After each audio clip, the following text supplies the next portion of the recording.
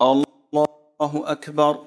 Now, in the ruku' position, I have to do the following. Number one, my palms of the hands are spread and grabbing my knees like this.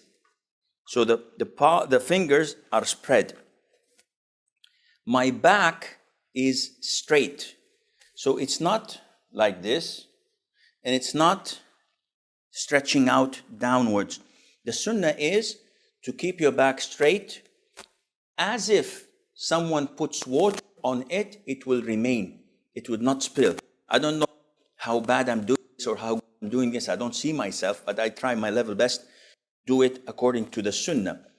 The head, as described in the hadith, should not be pointed up like this, and it should not be tilted down like this.